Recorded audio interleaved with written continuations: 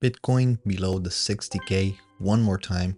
Meanwhile, Ethereum is at 25.26. So amidst the huge movement that we had in a very close call for me to losing a lot of money in the last episode. Again, if you haven't seen it, you can go check it out. We sold puts right before the price of Bitcoin and Ethereum fell down by a lot, which was really free falling. So I thought it wouldn't get worse than that, but it actually did. But the losses were mitigated on that end. But we did take some losses there, which again, I have to cover wins and losses here. It doesn't make sense for me to just show you that I am the pro trader and I'm always winning, which is not true. You have to understand that everyone has their losses, and on Wednesday I had my own. So it is a face check. You have to understand that you are not always going to be winning, but again, if you know what you're doing, you can limit your losses. So for a lot of people that ask me, well, why did you put $1,000 a capital to make $4, $5, $6 in returns? Well, because I'm not going to lose the whole capital unless I'm very, very risky with it. So I lost $100, which I can now try to make it back. And I'm going to show you what I'm doing, and I'm trying a few different strategies to see which one fits better, different market conditions, but we will cover that once we get there. Meanwhile, the fear and greed is at 46, so split and neutral. We don't have many news regarding Ethereum, regarding Bitcoin. On the Web3 side, there's a few things happening, and the DeFi side as well, very little things happening. So let's take a look at my positions and take a look at liquidations that we had so far. So let's jump right into it.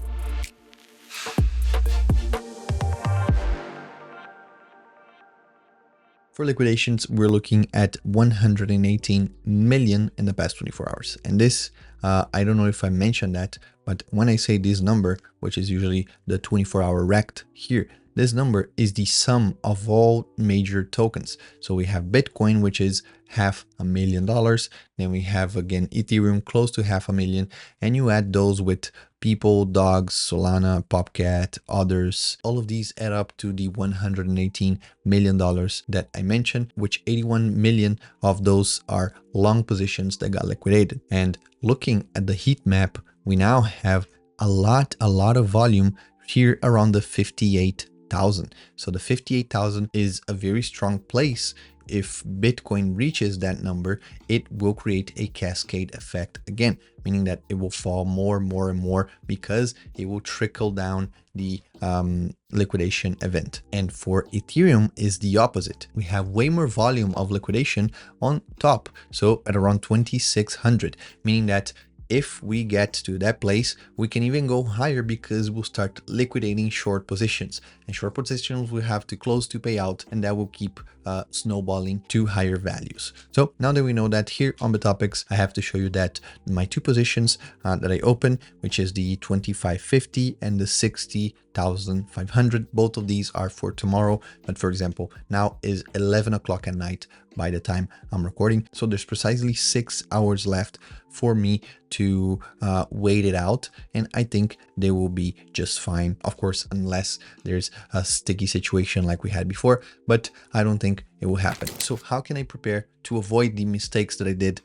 before? Well, first of all is to take a better look and spend more time before recording the video, before opening the position, looking more at TA, looking more on the crypto space to see people that I trust their analysis, to do my due diligence, which is what was lacking on that one. On Monday, I did a very good due diligence. So if you compare two videos, you can see that they look similar in the way that I was trading on both those. But on Wednesday one, you can see it was a little bit rushed on deciding which one to go. That one was mistake number one. And another thing that I can do, or that you can do if you sell a call or a put, these are pretty much naked because you're using margin as collateral. So if you want to collateralize those a little bit more, you can buy the same option with a different strike. So let's say you sold a put at 58,000. Well, guess what? If you buy a put at 57,500, well, now you are protected. You created a spread pretty much. And basically it means that you now don't have the full risk of losing the whole collateral that you deposited, because if Bitcoin keeps falling, it will follow below the option that you sold,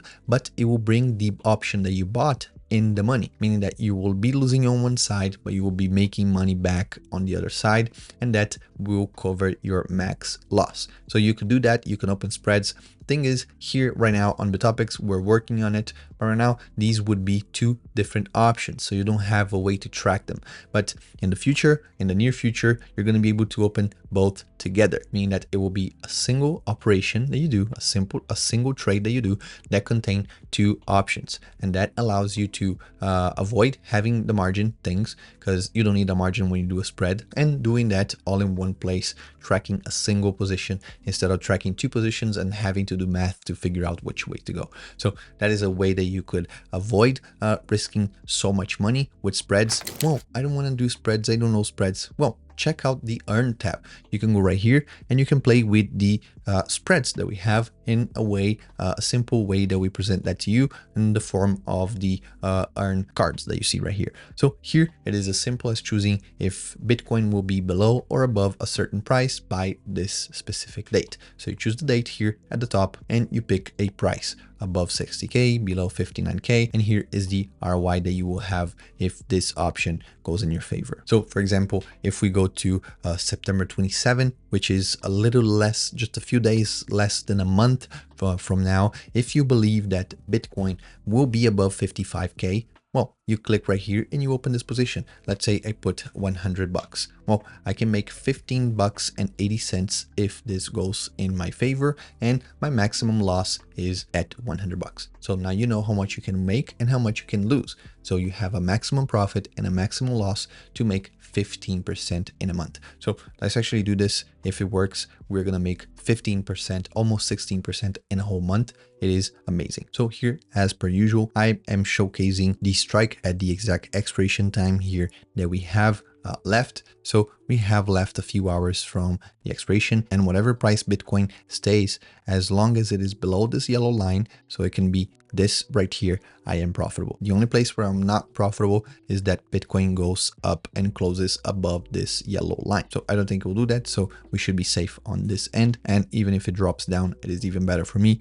It will make it way out of the money for me, just what I need it to be. On the Ethereum side of things, we're a little bit closer here.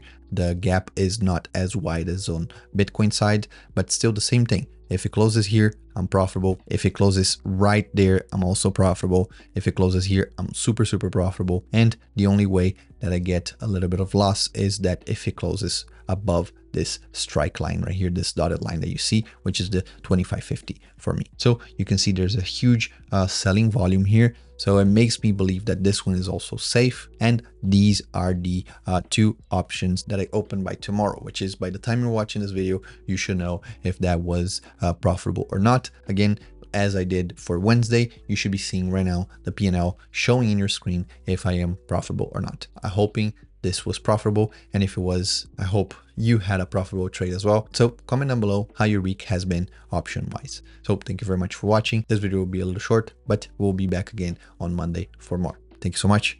Take care.